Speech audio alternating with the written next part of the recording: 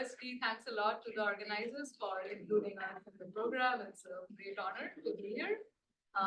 Secondly, this is joint work with my great co-authors, Kai, who's right here, and Cham, who's also from Bonnie, which is connected to the country. And another disclaimer to add is that some of you may have seen a version of this talk before, but we are in the process of revising this paper, so hopefully you won't get too bored and there will still be some new things that interest you. And also because we are revising things, you would notice that the title I have here is actually different from what you have on the program. And also there might be a couple of new analysis that I show you here, which is not in the paper, that's been uploaded on the website. So just wanted to add those caveats before proceeding. And yeah, finally, I'm Shrabastee. I'm an assistant professor at Tilburg. And yeah, I'm excited to share this research with you. All right, so it's not new to this audience, of course, that digitization has fundamentally shaped the creative industry in many ways. And this pertains to any kind of cultural product like books or movies or music. And the ways in which these transformations have happened are not just in the production or the consumption of these goods, but actually also in the process of discovering these products in the first place. So if you think of all the advances in search technology, recommender systems, user-generated content, they've all been instrumental in mediating this whole process of product discovery, whether that's on Netflix, on Spotify, or on Goodreads, which I believe is. In general, in the creative market, because there have been lower entry barriers due to this influx of digitization, we also face a problem of plenty as consumers, and that's part of the reason why product discovery becomes so important. So essentially, there has been work before that has shown that as new entrants and new products flow into this ecosystem, there is a lot of competition among the producers of content. And as a result of that, for these sorts of creators, more competition necessitates self-promotion and marketing in order to really stand out. And as a result of that, any platform that acts as a curator of this sort of content or this sort of a market, any kind of decisions they take in terms of what products to promote or to incentivize has a strong influence on this process of product discovery for consumers. And in particular, the market we will be focusing on is the market for books. And we know that independent publishing houses as well as options for self-publishing have really enabled a huge number of authors to access the marketplace now. But at the same time, the publishing industry really remains dominated by the top players. And you must have also read about all of the talks of merging also two of the big five into the big four. So obviously, there is still a lot of consolidation of power going on here. And in such a situation, any kind of incentives that the platform might have to aid self-promotion would be even more important to level the playing field. So our focus is going to be on looking at the monetization of a particular promotional feature on a platform for books. And I'll tell you more about what I mean by that in a second. So essentially, the problem of monetizing two-sided platforms is, of course, multifaceted. And again, this audience, it's not new that this is a complicated problem with much research being done in this area. And fundamentally, the monetization problem usually is around how do you charge all of the participants and also who do you charge. So in terms of how you charge, for example, do you charge a transaction fee or a subscription fee? What kinds of revenue models do you use? And in terms of who you charge, it could be that you subsidize a certain set of users and you try to extract more value out of others, or maybe you subsidize price-sensitive users and you try to get a healthy participation going that way. And many of these problems have actually focused on, for example, matching markets like Uber or Airbnb. And the idea is to see how you can monetize such a platform without unraveling the market if you have to be strategic about which site you subsidize, which you don't. What we do here is somewhat related, but it's not exactly, these sorts of problems. What we are trying to think of is what are some supply and demand side consequences that might play about if the platform monetizes a specific feature which actually was enabling self-promotion for creators on the platform. So narrowly, that's kind of what we want to focus on. And the empirical setting that we are looking at is Goodreads. So Wikipedia definition, Goodreads is essentially a social cataloging website that allows users to search through its database of books and also write reviews, get quotes, and so on. And it is quite substantial. So it had about 125 million users as of 2021. And it was also acquired by Amazon in 2013. So it is quite a prominent platform in that sense. And overall, it's known as, it's best known as a tool of book discovery and a recommender engine, and also as a curator of user-generated reviews. And this is going to be important because essentially the value proposition of Goodreads was never to be a revenue generator as such. It was never an e-commerce website. It just had affiliate links attached to each of the things that are listed, but it's essentially a catalog website. And it does have certain revenue sources. So if you click on an affiliate link on Goodreads and you buy something ultimately on Amazon, Goodreads might, get some commission out of that. And they also have some advertising schemes going on. But fundamentally, the way Goodreads positions itself is not to generate revenue. And this is going to become important later as I talk about, what they did specifically to their program. So essentially, the platform feature on Goodreads that we are going to look at is called Goodreads Giveaways. And it's a marketing tool that Goodreads has been using pretty much since it started in 2008. And here you see like an example of what that looks like. So it says Goodreads Giveaways, get people talking about your book. So it's essentially a tool that's supposed to help authors generate some buzz about their book and actually reach the right kinds of audience. So this is an example of what a giveaway screen would look like. So you as an author or publisher can choose to actually list yourself on a giveaway.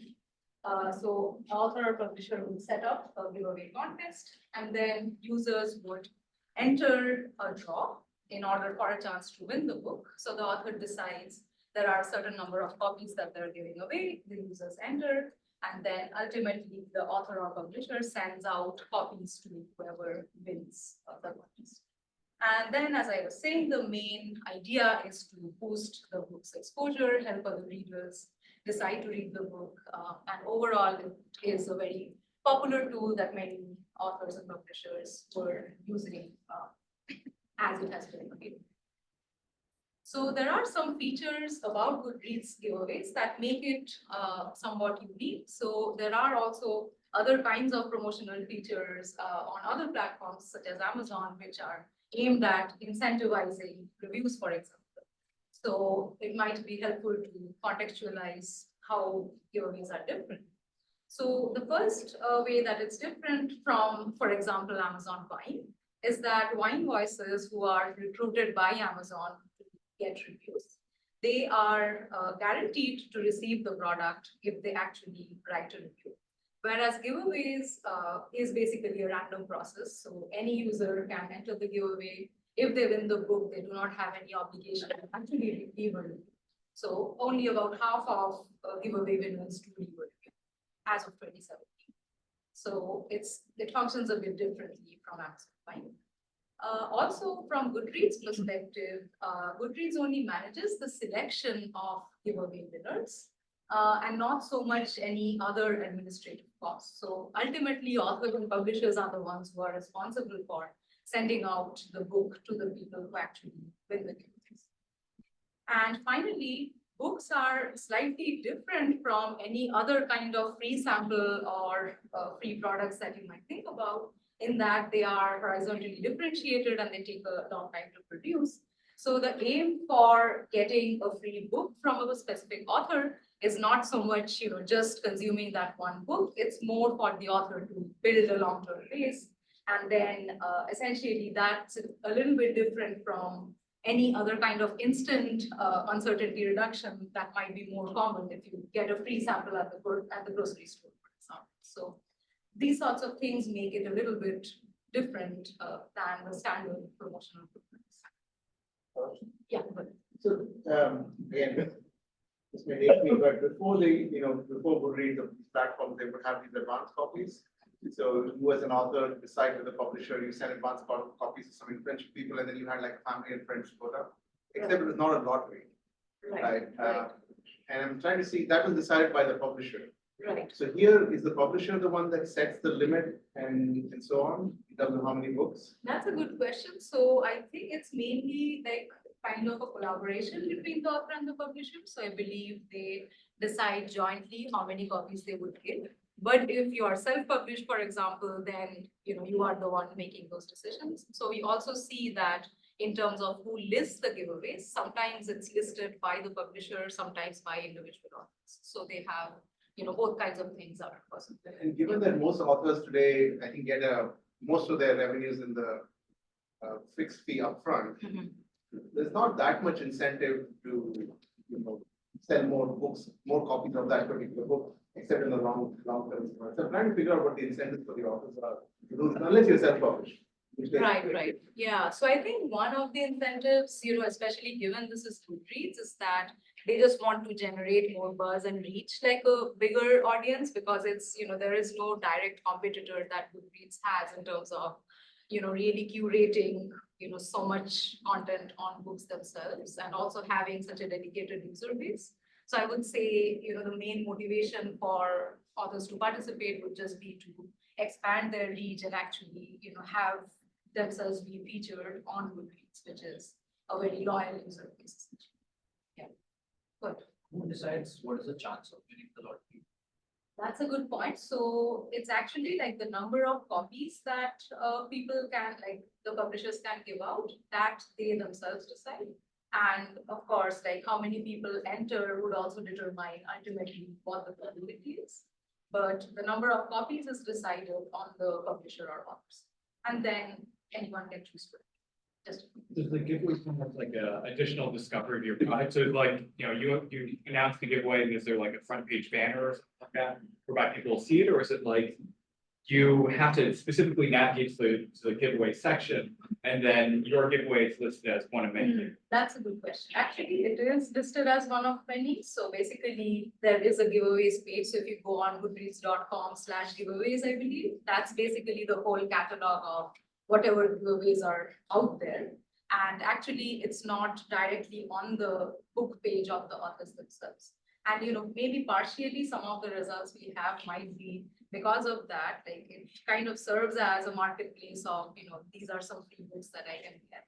So if any policy has an impact on that assortment, it shows up more directly.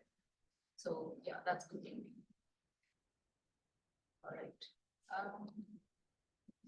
Yeah, so essentially the natural experiment that we leverage is the monetization of this particular promotional scheme.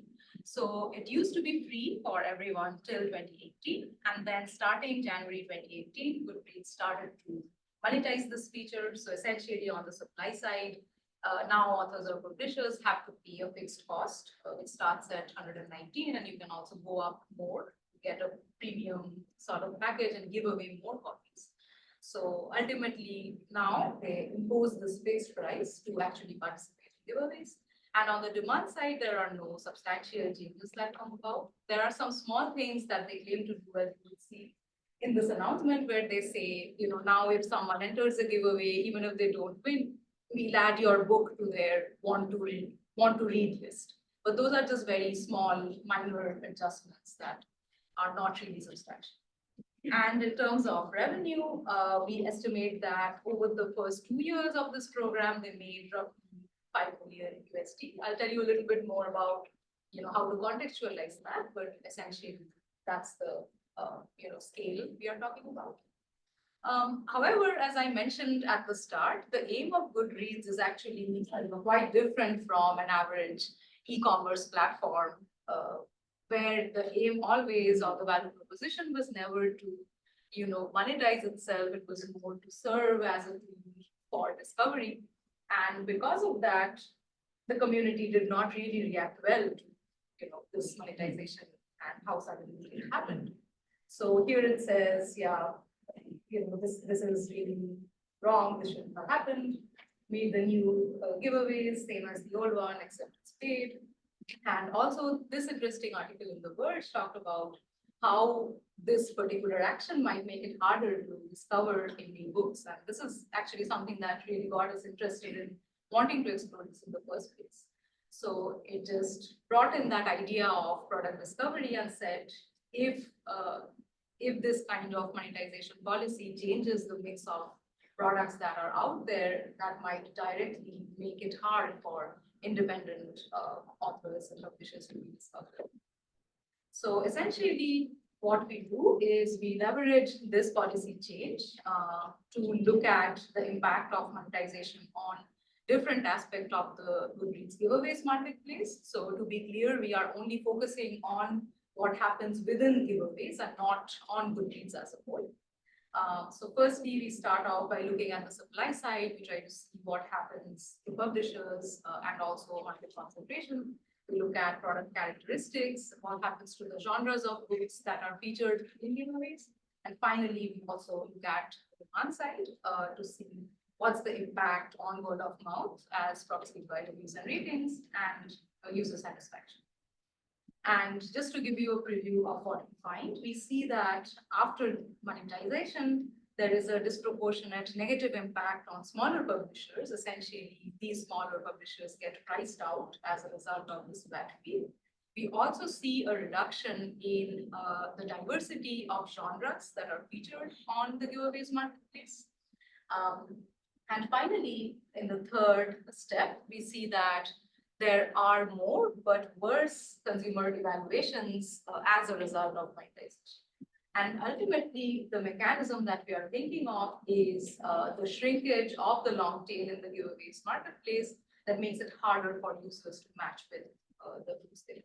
Yeah. Can you observe the reviews of people who applied for receiving a free book and got one versus people who applied for receiving a book and did not get one? That's a great question. So what we have is we unfortunately can't identify people who actually won the book. So the results we have are more like an ITT effect, where we are just looking at the average across. So one of my behavioral colleagues just wrote a paper where a company had retweet the brand, et cetera, and get a response, they could only respond to that. So what wound up happening is the people who actually tweeted and didn't get a response had far more negative evaluation than people who never tweeted at all. Yeah. So like another potential mechanism here is I applied for something and I didn't get one. I feel violated and angry.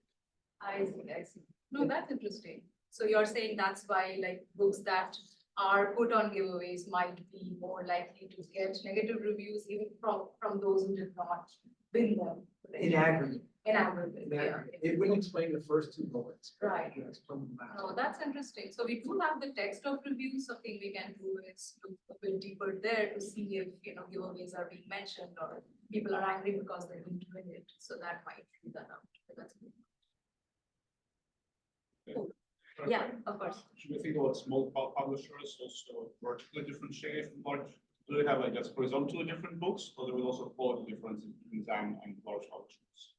That's a great question. So we do have some tests that I'll talk about, which tries to rule out quality differences. So we don't have evidence to believe that the quality of books was, very different across these categories.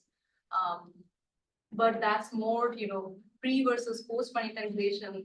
The books that participate are not different quality. But you're saying, is the quality different between big publishers versus smaller?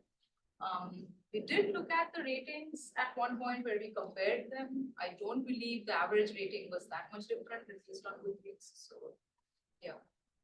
I guess the reason I'm asking is part of the fact that expected you would find is that higher quality books are willing to pay because they'll sell more. Oh, right, exactly.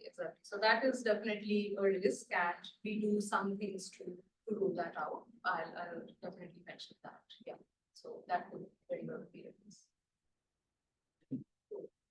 So the data that we have looks at giveaway campaigns for a 4-year period from 2016 to 2020. And we mainly focus on like 2 years before and after. That's the reason we picked this window. And then we have metadata on the books, authors, and publishers, and also star ratings and text reviews for all of these books. In the paper, we have some results about the authors as well. Today, I'll mostly focus on results at the publisher and the book level. So first, we'll start with the supply side to see what's the effect of monetization on publishers. So just as the figure 1, here we see very clearly that there is a substantially large effect right after monetization. So you see that it drops from about 3,000 a month to about 1,000. So for sure, there is something going on and it is having an effect on participation. Something else that we try to look at is how many copies are given away for each giveaway event on each month. And for this, we find that actually after monetization, each giveaway event gives away more copies. And the reason for that is just each time you participate, you have a certain number of copies to give out. And if you are paying to participate, you would want to maximize your bang for the buck, so to speak. But something interesting we see is that although the number of copies available for each giveaway event increases, if we look at the number of reader requests per copy, that actually goes down. So that tells us potentially that even though for the books that are still sticking around, they are offering more copies, readers might be potentially less interested because they are not applying for these giveaways in the same numbers. So that already foreshadows a little bit that this policy might have some demand side impacts, and those might result from a shrinkage of the market. So yeah, that I go ahead. The composition is different from left and right, right? I mean, you show that there's a lower supply. So, I mean, the books are very different, or do you keep the books that are still there? So for this figure, I believe, yes. So each of these are essentially for every month. I'm looking at the total number of copies that are given away. And then basically that's, so I take the total number of reader requests divided by the total number of copies given away in that particular month. But you're right that each of these points would have a different set of books. That is true. Yeah, fine. I don't know if I missed that, or maybe it's also what Dante was asking about. Isn't there a selection effect where the type of books are completely, or potentially, right? Maybe quite different after from 2018 onwards, because certain publishers are more likely, either certain publishers are more likely to pay, or publishers are more likely to pay for certain books. So yeah, you know, how can you, what's the best way, I guess I'm asking that, to compare those two sides? Right, right. So that's a good point. I think, yeah, here, because it's all kind of like each dot might have a different mix of books. So we won't read too much into these results. That's totally fair. This is more descriptive. But I would say when we split it up into these publisher categories, then the patterns become a little bit clearer. So I think looking at that might be. So essentially, now we see that the number of giveaway events have decreased. Now we try to see whether that's asymmetric across these different publishing groups. So mainly we are looking at the big 5 publishing houses that I mentioned. Each of them would have several sub-publishers listed under them. Then you have independent publishers, and finally you have a small number of self-publishers who are also. So essentially what we see is that the monthly proportion of big 5 publishers is increasing substantially, about more than 15% after the change, and self-publishing is virtually driven out. So if you compare the yellow part of the figure there, you would see very clearly that after monetization, there's almost no self-publishing. Big 5 increase their proportions, non-big 5 and self-published really shrink. And to look at this more systematically, we start by just estimating a regression where we look at this effect for big 5 versus non-big 5 publishers.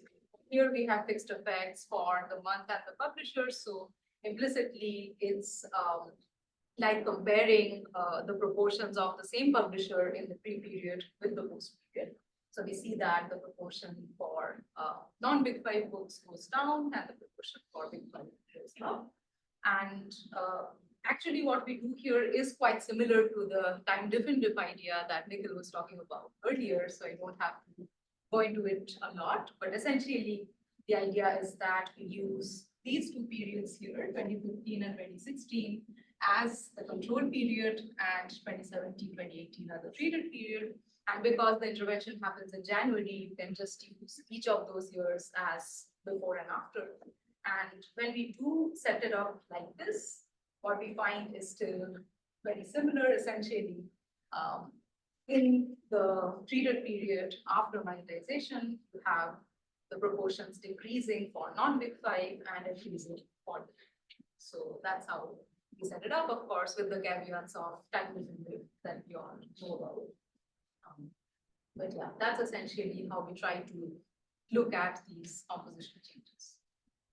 And then something else we try to do is to also look at supply concentration in terms of the HHI. So for every month, we plot, we take all of the publishers that participate in giveaways in a given month and we compute the HHI. And when we do that, we also see that concentration does increase.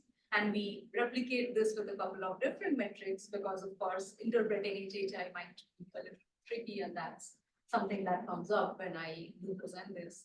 So we did this with, Gini coefficients or the Shannon entropy, and always we kind of find results in a similar direction. And that means there are fewer publishers that remain in the ecosystem. All right, so now moving on to the actual products that are on the market. What does monetization do to the kinds of products that are being offered? So one thing to consider here is, why do we really care about diversity in the first place in the book market? So one of the important reasons is, of course, that diversity is an important value proposition for any kind of horizontally differentiated market. And, Eric Brynjolfsson's paper from 2003, which looked at the value generated by Amazon, that also exclusively focused on the market for books. And they showed that the reason, Amazon was able to be successful is that it expanded the long tail so drastically. And that's why it generated so much consumer service. So that is an important dimension of any kind of book market. And that's true for giveaways as well.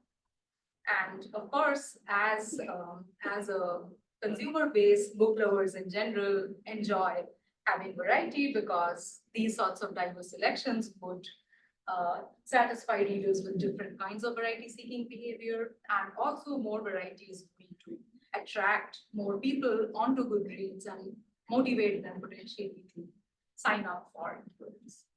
So essentially, this is a picture from a book fair in my hometown.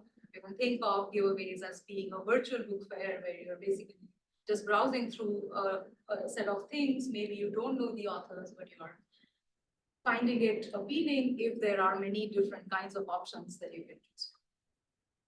So what we show now is that after monetization, the diversity of book genres that are presented in the giveaways marketplace also drops. So here we compute the Shannon entropy and then we plot it out before and after.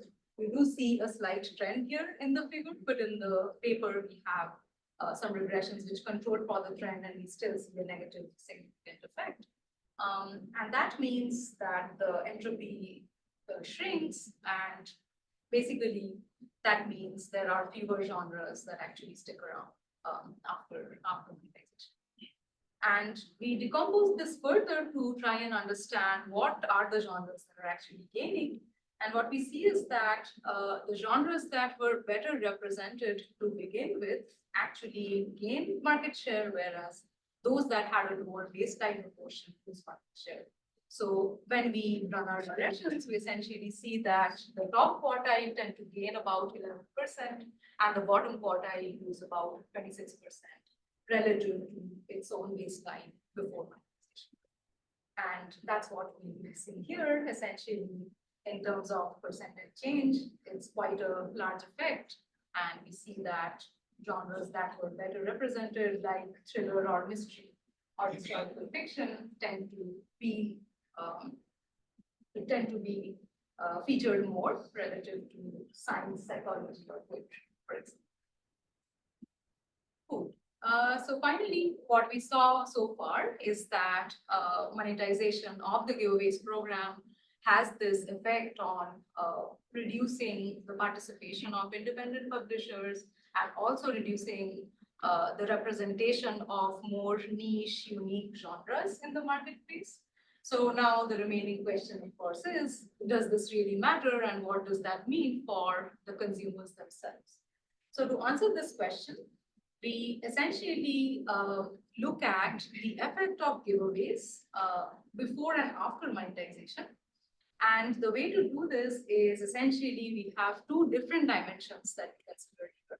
So the first dimension is to see what's the effect of a giveaway event. So for a book, what effect does participating in a giveaway have on its ratings?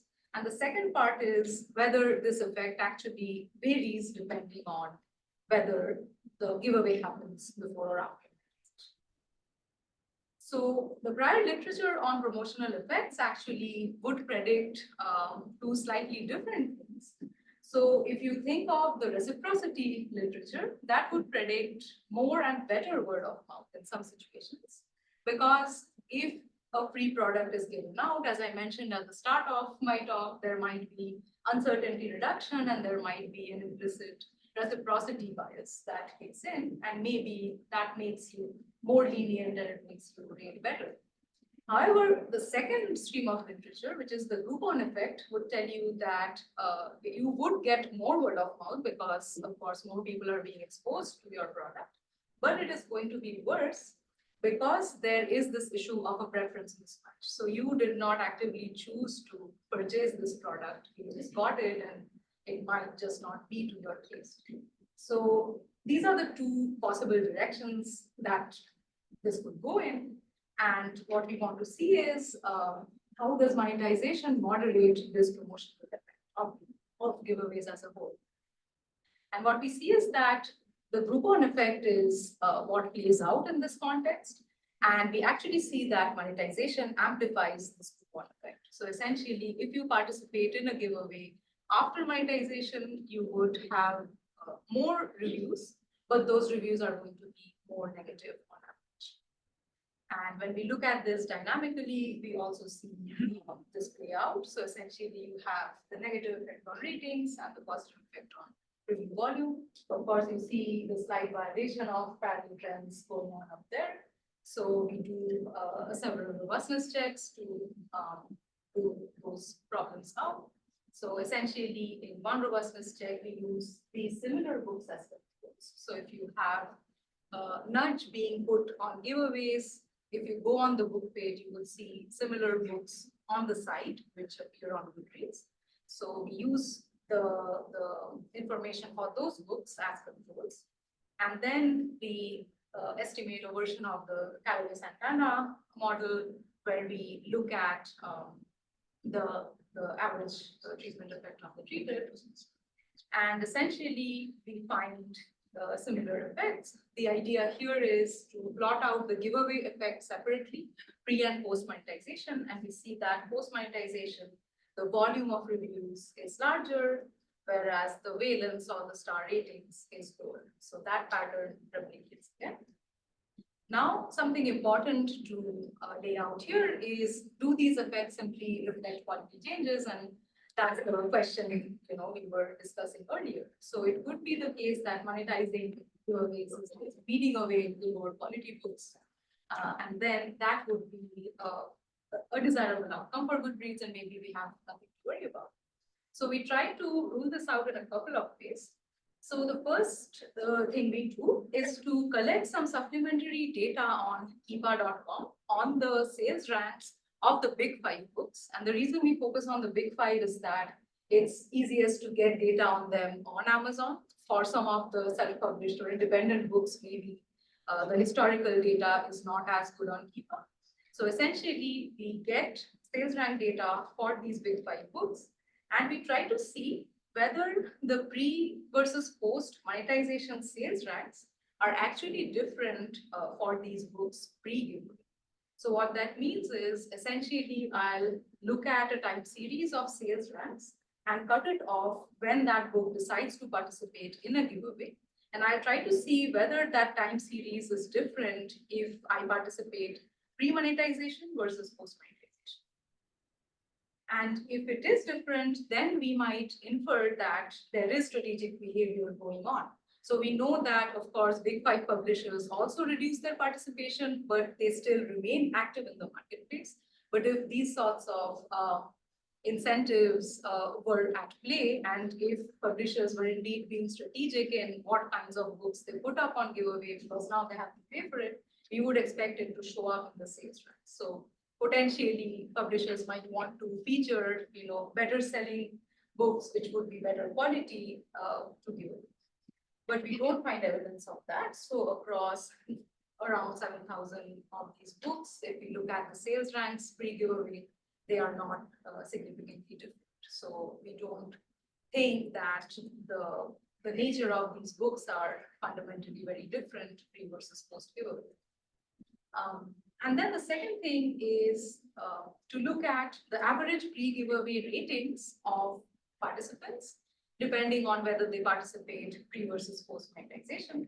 And again, when we look at our whole sample of books and we just focus on the average pre-giveaway rating, again, we don't see a significant difference in them. And then finally, we just plot out the overall average of all the books that participate in giveaways in each of these months, and also the average of each of the authors of those books. And again, similar to the previous figures, you would have the composition issues that were brought up earlier. But on an aggregate, it doesn't seem that when you look at the average quality, it's not significantly different before versus after. So it is unlikely that only low quality participants are dropping out as a result of this. All right. So finally, the mechanism that we propose is that because there is a shrinkage of the long tail, there is potential demand mismatch that's happening. So to demonstrate this better, we actually look at the text of reviews and we collect hand-labeled training data on MTurk to actually classify a set of reviews into whether they are more related to fit or more related to quality. And then we use this data to fine-tune a BERT model to predict if a review is indeed related to fit. And then that would tell us whether these negative reviews that come in are more because of fit-related reasons. And that's what we would expect. And indeed, we see that after giveaways, the proportion of fit-related reviews goes up, and that is a signal for this preference. I just wonder how easy it is to do that classification. Because if I like one genre, I don't know, let's say I like romance, and they send me thriller, I might not necessarily, my review might not necessarily be very indicative of the fact that it's fit. Maybe I just say, it's just a horrible story. It's really disgusting. Yeah, for sure. I think it is challenging. When we were collecting the training data as well, we tried to prompt the MTurkers to tell them, to recognize more objective and more subjective aspects. And some of them, things that talked about the plot, for example, or the writing, sometimes you can think of those as more objective, whereas if some people say, I really hated this character, why is she making all these choices? That is potentially more fit related. So we try to decompose it that way, but I agree that it's challenging. So we did do a robustness check where we were just looking at the variance potentially in the ratings. And then if there is more dispersion, that's also potentially indicative of mismatch. So that's another measure. And so the chain of reasoning that we think of essentially is that as the independent books and the niche genres are exiting, the giveaways marketplace as a whole potentially becomes less attractive. And then we have fewer customers who are entering giveaways and finding a good match essentially. So that's sort of the way in which monetization is affecting the whole ecosystem in this situation. So we do all of these robustness checks. Some of them are in the paper, so you can check them out or ask me offline more about it. Okay, in summary, self-promotion is a pressing challenge for less established producers of creative content because of all the competition that producers face. And platforms' monetization strategies can actually have a direct impact on this. So some novel consequences of monetizing giveaways is that participation shrinks and concentrates among the top publishers. We see that genre diversity skews in favor of more popular genres, and also that the promotional effect of giveaways, which is the Groupon effect, actually gets amplified after monetization, where you get more reviews, but more negative reviews. And as I mentioned before, we see that monetization generates about 5 to 8 million over the first 2 years, but based on the numbers that we calculate, it leads to 2,000 fewer giveaways and about 1.5 million fewer book copies, book requests that are actually made. So considering Goodreads' value proposition in the first place as a recommender of books and as a market that serves to connect readers with authors, this may be problematic, and this is not something the platform might want. So in general, there might be a need to counterbalance these effects by offering more flexible incentive structures, potentially offering multi-tier pricing or discounted fees for smaller publishers, etc. All right, thank you for your attention.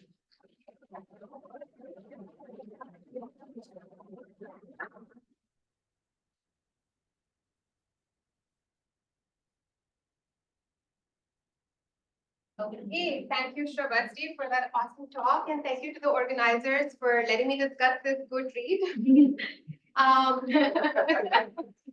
want to make a couple of comments about the paper, but just to kind of draw our attention to the big question here, which is what is the effect of a platform's monetization strategy, both on the supply side and the demand side? And the authors study one particular type of monetization, which is how do we monetize this particular promotional feature of the platform? And I'll talk a little bit more about why that distinction is important. Like Nikhil's paper, the results are not obvious because you could see on one side, monetization could lead to filtering out lower quality supply side, which could help consumers make better choices, better matches. But as the authors find, unfortunately, that's not the case. Monetization is actually reducing variety and diversity on the platform, which is also leading to somewhat suboptimal consumer ratings on the demand side. So just to quickly summarize, what the authors do is they use the setting of the giveaways promotional program on Goodreads. They collect lots of data, 2 years pre, 2 years post, the change in policy when giveaways became a paid program. On the supply side, they show pre and post analysis of the composition of types of publishers, types of books, types of authors that are represented within the giveaways program. On the demand side, they then look at average ratings as well as number of reviews for books, not only doing a pre-post giveaway, pre-post monetization analysis, but also going beyond that to find a really nice set of control books, which can help us benchmark these effects. And the control books, as you can imagine, are not part of the giveaway. The findings overall show that the platform on the supply side becomes less diverse. There's less number of campaigns, particularly less of the Indian self-published publishers and less of female authors, which I know Shrabastee didn't emphasize much today, but in the paper, they show that female authors are now less represented in giveaways, and also niche genres like poetry and psychology actually become less represented. On the demand side, which I found the results are very interesting, consumers are posting more reviews, but at the same time, their ratings on average are worse, and they attribute this to a product mismatch effect. So overall, really nice paper, nice setting. I used to run a self-publishing house at one point. So for me, this was great to read. Really cool data. What I liked in this empirical setup is that the authors made an effort to show a lot of transparent model-free evidence to help us understand the data. It's also very ambitious in that they're trying to tackle both the supply and the demand side, reminding me of canonical two-sided direct and cross-network effect type of papers in video game setting or e-commerce like Alibaba, some of Puneet's work. So I think they've been ambitious about it, and they've gone beyond just the main effects to also tackle the mechanisms, particularly on the demand side, using text analysis. So my comments are going to be 3 themes that I'm going to try to cover in the next 10 minutes. Where is this paper in the literature? I have a lot of comments about the positioning. What else would I like to see? A lot of stuff on the analysis identification issues we've talked about, and then why we should care and what are some broader implications, where can we go from here? So where is this paper in the literature? Again, the authors have been ambitious. In the paper, they're discussing 4 very rich streams of work on digitization of cultural products, on two-sided platforms, supply side effects, and also consumer ratings. So when I see this, I think of the digitization of cultural products as more the context. This isn't a paper about ebooks versus physical books. In fact, most books in their setting, almost 94% are physical books. So I think the paper can benefit from sharpening the position. The key action here really is the platform strategy. Unfortunately for the authors, there is a lot of work that looks at how platform strategies impact diversity. Fortunately for the authors, most of that work is looking at personalization algorithms and recommender systems. So there is a contribution that monetization impacting diversity could be something novel here. And I'll talk more about that.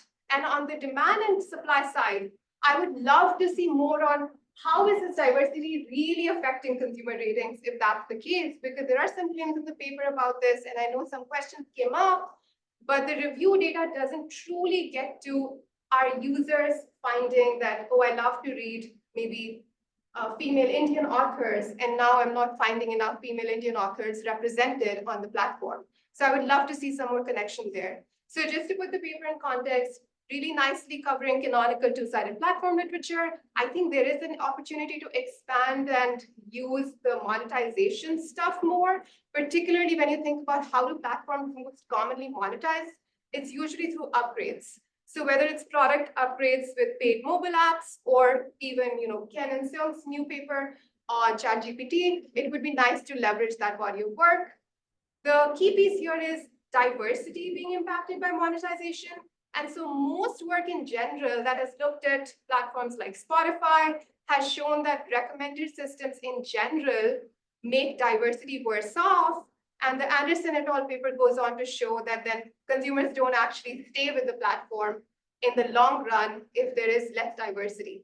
So it makes this paper very important. So what is so novel about this particular paper? I think 2 things. First, monetization's impact on diversity is not really well studied. But we have to be careful here because diversity on the platform is different from diversity in the promotional program. On the consumer side, there's also some interesting contribution we can make here by looking at implications for reviews and ratings. In fact, I could envision a full paper which just explores the demand side more, maybe the ITT effect on the demand side, explained by some of these supply side mechanisms. So that could be another alternative positioning. So what else I'd like to see more of? I'm going to talk about a couple of supply side and demand side identification challenges here as well. And there is some opportunity from within the data to get closer to causality. So if you look at the supply side equation, we're mostly comparing post and pre-monetization. So the pre-period is serving as a baseline. I think there's an opportunity here to do a little bit more, particularly as we talked about a lot of comments, Anya, Puneet, which publishers are deciding what extent to participate. So not only are they selecting the books, but also the number of copies. And I know in footnote 9 and the figure Shrabastee showed, the authors have really nicely argued that the quality of books and authors is not different when you look at the pre-monetization set and the post-monetization set. But one incentive to give away more copies in the giveaways program could also be to get rid of inventory. Because a lot of times publishers also struggle if the author has a new book, they may have slow moving inventory. So it is quite possible in a competing explanation that lower quality books may be given away in higher copies, which is something the authors can easily check in their data. I have lots of suggestions on this. I also have an instrumental variable idea, which you may have to test a little bit more. But I think that Michelangelo does a great job in his Airbnb paper, which the idea is interacting exposure, which may differ across publishers with the time. And so you could think of exposure here as how many of my competing publishers or how many of my competing genres have also been impacted by this policy. On the demand side, the authors have many checks, many great specifications. My preferred one is actually the Callaway Santa Ana estimator. I think for this main specification, my struggle was that the post giveaway, this is not actually completely exogenous because the timing of joining a giveaway is also selected by a publisher or even specifically to the book. If the book is generating a lot of buzz in the market, I may be more likely to use it for a giveaway. And the other problem here could be, which the authors acknowledge nicely in the paper, this specification only gets us to the intent to treat effect, which is coming from everybody who is maybe not entered the giveaway, maybe they entered, like Carl said, or they didn't win. So are they just disgruntled readers, which could be another explanation. So my preferred specification is the one Shrabastee emphasized in her talk. However, the challenge with this, as with most quasi-experiments, including some of my own papers that have suffered, is this interference problem, where the control group is not really clean. And so you could do maybe some not so great ideas that I have tried to do. I haven't been that successful. You could probably try to see, is the control group directly being impacted by looking at the raw data? You could also probably see if different cohorts of giveaways that happened together, if you do the raw plot for them, how do they look? So literally just taking this plot, and right now it's covering a lot of ground. It's looking at all the giveaways that entered when it was paid versus unpaid, and taking the difference from their control set, which could be unique to those books. So could you take these two lines and split them into two different plots and see if the control group is the one that is getting impacted or not? But it's a not so great idea. Okay, why should we care, and what are some broader implications of this work? I think the main important thing I would think about more for implications is, what does diversity mean for the platform versus for this promotional feature? Do we care about representation on the platform or just on this feature? And does that necessarily assume that the program is good overall? Also, based on the results, are some types of authors becoming worse off? And more in general, what other platforms are using monetization of this particular type? So we've seen how Amazon's program is different. I tried to look for what are some similar programs. I think Twitch is the one that came closest to meeting these criteria, where they're trying to invite partners who can also promote themselves as their live streamers. But at the same time, Twitch is being very kind of almost shameless that we only want to invite people who already have a large audience, which makes me think, do they really care about diversity? They probably just want popular participants in this program. So just something to think about. And a couple of closing slides. Where do we go from here? Shrabastee already kind of resolved my confusion, which was when I entered a giveaway recently, I could only see the number of copies after I signed up for the giveaway. So it seems like there are platform features that can be explored better. And it seems like in your data period, this is happening before. The other thing I've noticed is Giveaway does a great job of marketing. Once you enter one giveaway, you get so many emails from them. So I wonder if exposure to different sets of books through these giveaway emails, as Justin was asking, could also help. And finally, which you've already started working on, is could you do something more on spillovers of giveaway participation on other platforms, particularly in terms of sales rank? So this could be some area for future research. Otherwise, I really enjoyed reading this paper, and thank you for the opportunity to just discuss this.